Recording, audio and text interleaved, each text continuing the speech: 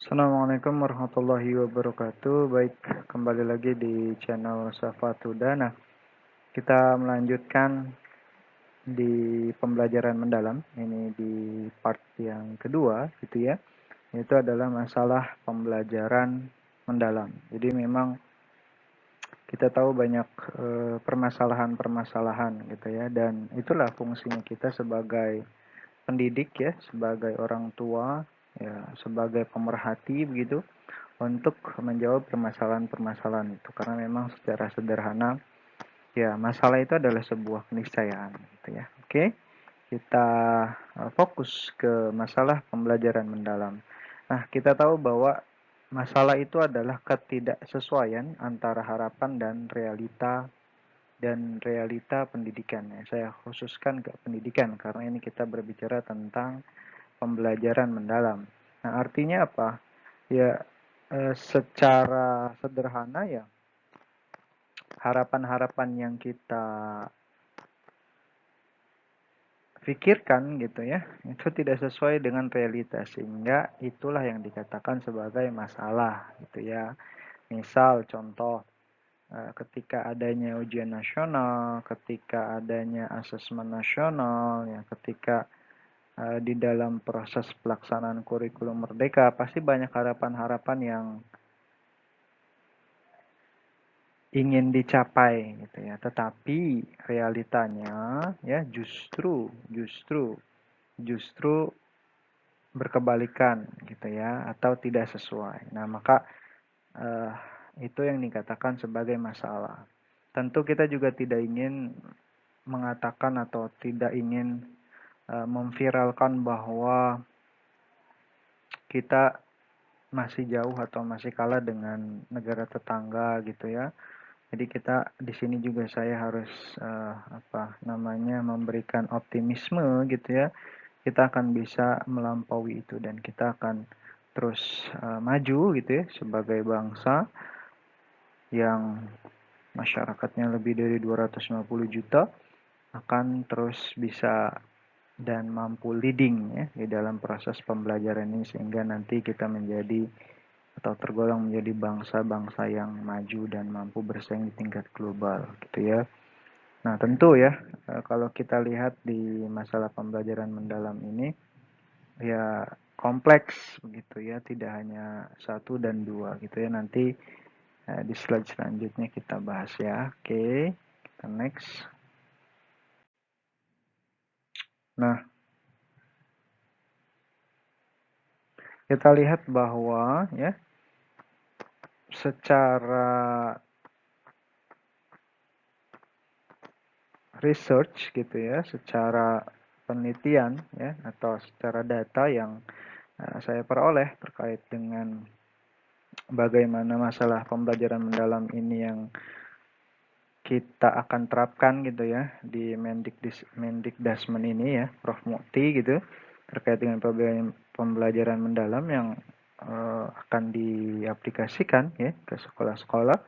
Yang pertama adalah terkait dengan sistem pendidikan. Nah, jadi ketika kita melakukan proses pembelajaran mendalam, nah, ternyata memang masih gitu ya, masih banyak sistem pendidikan yang terlalu berorientasi pada hafalan dan ujian standar. Ya. Jadi bukan pemahaman mendalam. Itulah kenapa uh, sekarang gitu ya diberlakukan pembelajaran mendalam tadi. Jadi evaluasinya dari sebelum-sebelumnya adalah masih ada sistem pendidikan yang berorientasi pada hafalan dan ujian standar dan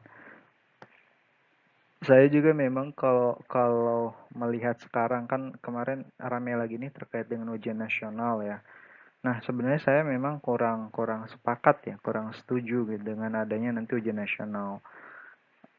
Ini untuk awalannya karena memang saya juga belum melihat bahwa ujian nasionalnya nanti akan seperti apa. Kalau misalkan ujian nasional yang sudah yang pernah dilakukan, saya memang kurang sepakat karena bagaimana bisa proses standarisasi itu dilakukan dalam ujian nasional dengan mata pelajaran tertentu, lalu selanjutnya sarana prasarana dari pusat sampai daerah itu belum semuanya sama levelnya gitu ya, itu akan diujikan nasional dengan misalkan maaf beberapa mata pelajaran tertentu gitu ya. Jadi anak-anak kan secara sederhana kan masing-masing berbeda kemampuannya, metakognitif. Jadi maka untuk awalan ini saya masih kurang sepakat ujian nasional.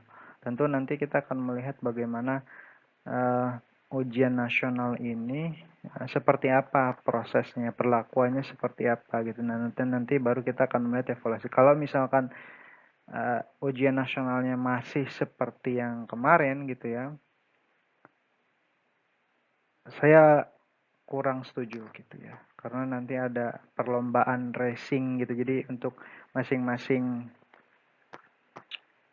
daerah begitu, itu akan uh, bukan menekan ya, akan berlomba-lomba untuk membuat data yang bagus gitu. Padahal kemarin kita lihat bahwa ada beberapa kecurangan gitu ya, soal ujian bocor dan lain-lain di ujian nasional. Kita tahu itu gitu karena memang itu menjadi permasalahan-permasalahan yang boleh dikatakan menjadi rahasia umum gitu. Nah, itu salah satunya. Nah, selanjutnya di masalah di pembelajaran mendalam, kenapa pembelajaran mendalam ini ditekankan? Yang pertama adalah rendahnya kemampuan berpikir kritis, gitu ya. Jadi sebenarnya bukan hanya berpikir kritis saja gitu ya, ada proses pemecahan masalah, ada kreativitas gitu ya. Jadi di kalangan sekolah itu gitu, di peserta didik itu ya, dari mulai madrasah ibtidaiyah atau SD ya, sekolah dasar, lalu nanti ada ya SLTP, lalu ada nanti SMA gitu ya. Itu tuh di dalam prosesnya apa namanya belum belum terlihat gitu, belum terlihat daya berpikir kritisnya seperti apa gitu si anak-anak atau peserta didik ini. Sehingga dengan berpikir kritis yang rendah ya pemecahan masalah pun akan ikut gitu karena dengan berpikir kritisnya rendah proses pemecahan masalah pun akan kemampuan untuk memecahkan masalah pun akan berkurang gitu relevansinya sebab akibatnya dan tentu akan kreativitas juga akan tidak muncul gitu. Jadi memang ini merupakan sebab akibat gitu. Makanya ini harus diselesaikan gitu ya. Sehingga semoga di dalam proses pembelajaran mendalam ini tidak ada lagi ditemukan terkait dengan rendahnya kemampuan berpikir ya, pemecahan masalah, lalu ada juga kreativitas gitu ya. Nah, selanjutnya adalah metode pembelajaran. Nah, iya, iya, iya, kalau saya diskusi dengan para guru gitu ya, banyak banyak banyak apa namanya, banyak penelitian, banyak buku dan saya diskusi gitu ya dengan para guru. Memang secara ideal itu metode pembelajaran itu dilakukan oleh guru, tetapi kenyataannya kalau kita berkaca dari kurikulum-kurikulum sebelumnya terkait dengan proses pembelajaran di kelas gitu, itu tuh justru justru gitu ya, menekankan hanya pada administrasi gitu ya, administrasi mengajar dan ini menjadi hal yang patut disoroti gitu ya oleh dinas pendidikan. Jadi bukan hanya sekedar mengenai administrasi pembelajaran, administrasi pengajaran saja yang disiapkan dan komplit, tapi bagaimana metode pembelajaran itu diterapkan gitu, gitu ya. Karena kalau kita melihat secara ideal kekinian sih ya, ketika ada kurikulum merdeka itu sudah mulai baik tuh terkait dengan pelaksanaan metode pembelajarannya gitu ya. Jadi benar-benar dirancang untuk menstimulus berpikir mendalam di pendidikan dasar ya, menengah sampai atas gitu. Jadi memang dan sebenarnya penelitian kekinian ya, penelitian kekinian itu ternyata yang memberikan efek proses pembelajaran itu dia melekat gitu ya sampai dia perguruan tinggi itu adalah pembelajaran di dunia PAUD gitu. Tetapi sekarang ironisnya adalah di PAUD itu belum ada regulasi ya, belum ada Boleh dikatakan PAUD itu menjadi hal yang pendidikan yang yang belum mendapatkan perhatian khusus. Artinya belum ada PAUD-PAUD negeri gitu. Padahal penelitian kekinian ya umum di Eropa itu yang memberikan dampak bagaimana dia berkembang, si peserta berkembang itu adalah masa-masa di PAUD. Maka bagi teman-teman yang menyimak ini ya, silakan nanti di-share bagaimana kita bisa meningkatkan atau memacu proses pembelajaran yang bermakna di masa PAUD itu gitu. Ya, selain itu juga dengan ya tentu dengan metode-metode pembelajaran yang nanti bisa memicu berpikir kreatif gitu ya, berpikir kritis gitu ya, seperti itu. Dan selanjutnya adalah nah, ini juga mengenai guru dan orang tua gitu ya.